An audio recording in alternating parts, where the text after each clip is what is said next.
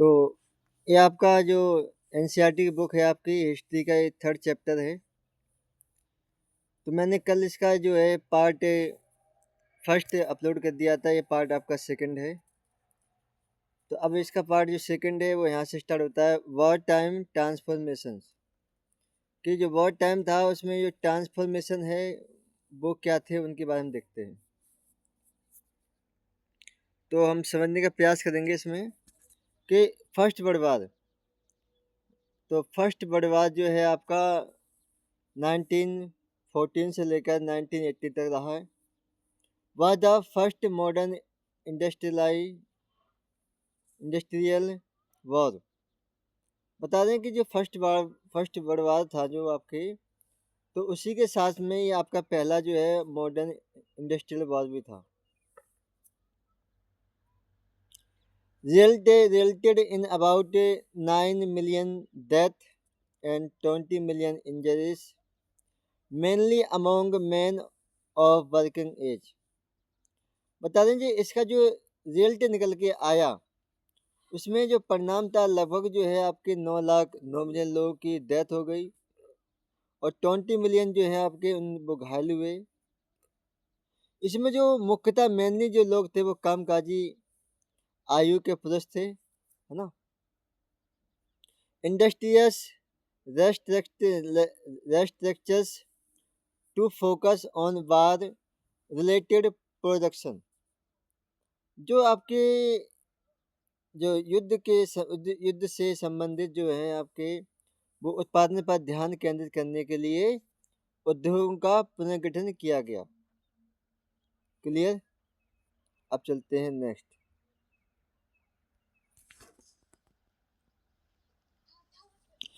अब हम देखते हैं द ग्रेट डिप्रेशन, व्यापक मंदी। अब जो ग्रेट डिप्रेशन होता है वो क्या होता है, मैं अच्छे से इसको एक्सप्लेन कर देता हूँ। सपोज दैट कि आपका एक मार्केट है, मार्केट में जो डिमांड है वो कम हो और सप्लाई ज़्यादा हो। तो जब सप्लाई ज़्यादा होगी और डिमांड कम होगी तो वहाँ पे आपका क्या होगा, डिप्रेशन होगा, रेसेशन होगा वहाँ पे। क्लियर। तो उसके बारे में हमें यहाँ पे समझना है। The great depression from around 1929 to the mid 1930 led to catastrophic declines in production, employment, income and trade globally।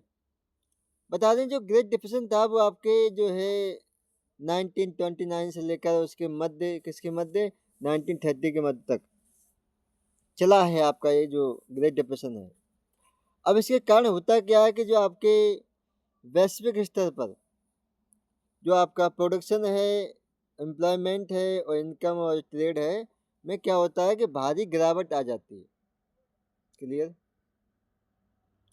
It was cause by factors including agricultural over production, withdraw of US loans and collapse of currency.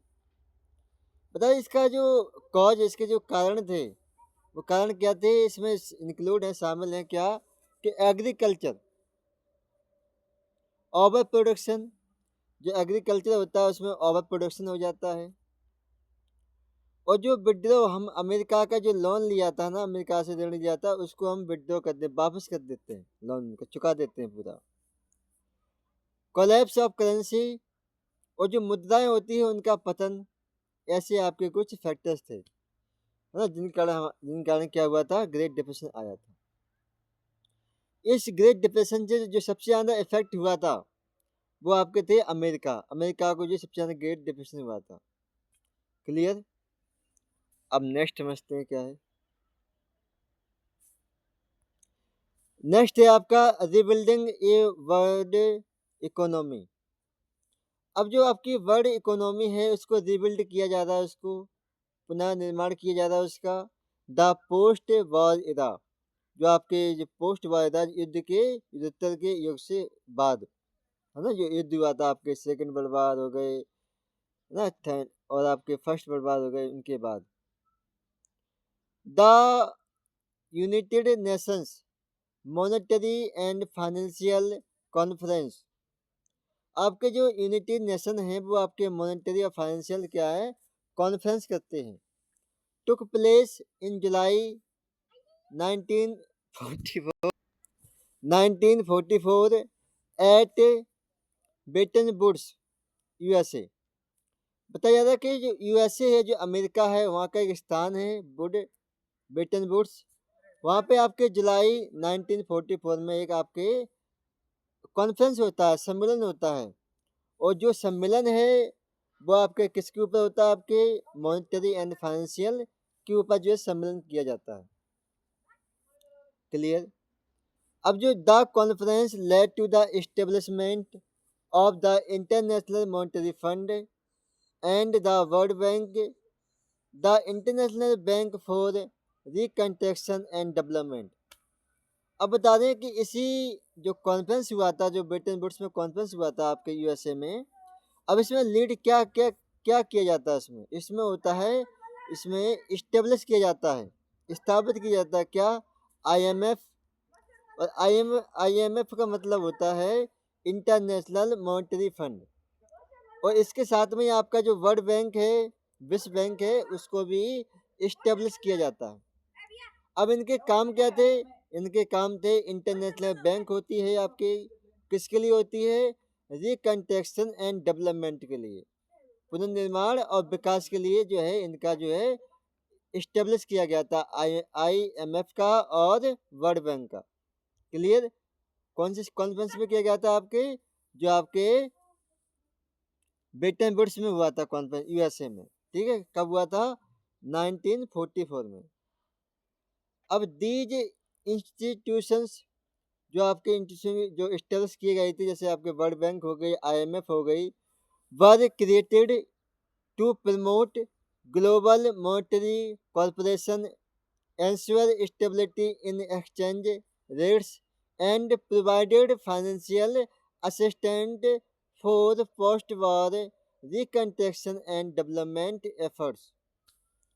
बता रहे हैं कि जो जो institute को जो create किया गया था बनाया गया था वो आपके ग्लोबल जो मॉनेटरी कॉर्पोरेशन है उसको बढ़ावा देने के लिए और जो स्टेबिलिटी होती है एक्सचेंज रेट की उसको निश्चित करने के लिए और प्रोवाइड करते थे फाइनेंशियल असिस्टेंट है ना प्रदान करते थे किसके लिए पोस्ट वॉर युद्ध के बाद जो रिकंस्ट्रक्शन के लिए और डेवलपमेंट के लिए। क्लियर। जिन लोगों को युद्ध के समय जो हानि हुई थी जो उनको लॉस हुआ था उसका रिकंस्ट्रक्शन करने के लिए डेवलपमेंट करने के लिए इन इंस्टीट्यूटों को क्या किया गया था क्रिएट किया गया था इस्टेब्लिश किया गया था। क्लियर। अब समझते हैं इसके आगे और क्या है। अब देखते हैं कि ब्रिटेन वुड्स से इंस्टीट्यूशंस इसके बारे में थोड़ा विस्तार से समझ लेते हैं और क्या क्या दे रखा है इसमें। Inter war economic lessons emphasised mass consumptions and government intervention for stability and full employment. बता दें कि इंटर वॉर युद्ध के दौरान जो आर्थिक सबक ने स्थिरता स्टेबिलिटी और फुल एम्प्लॉयमेंट पूर्ण रोजगार के लिए बड़े पैमाने पर जो आपके कंजप्शंस होते हैं उपभोग हैं और जो गवर्नमेंट इंटरवेंशन है सरकार स्तर पर है उस पर जोर दिया गया था। क्लियर।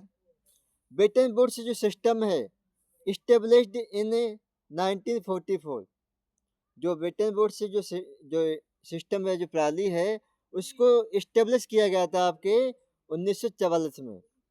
एंड इसका जो उद्देश्य है वो क्या था ensure economic stability and full employment. इसका जो उद्देश्य था वो आपके था आर्थिक स्थिरता और पूर्ण रोजगार को इंश्योर करना सुनिश्चित करना इसका ये एम था उद्देश्य था। Clear.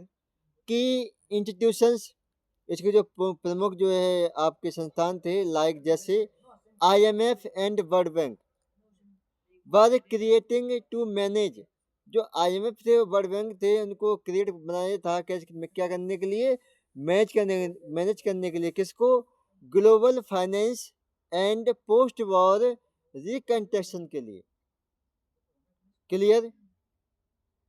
Bretton under Bretton Woods के तहत फिक्स्ड एक्सचेंज रेट, जो उसका एक्सचेंज रेट था उसको फिक्स किया गया है ना, बाद जो अडॉप्टेड अपनाया गया था, with currency pegged to the dollar and gold.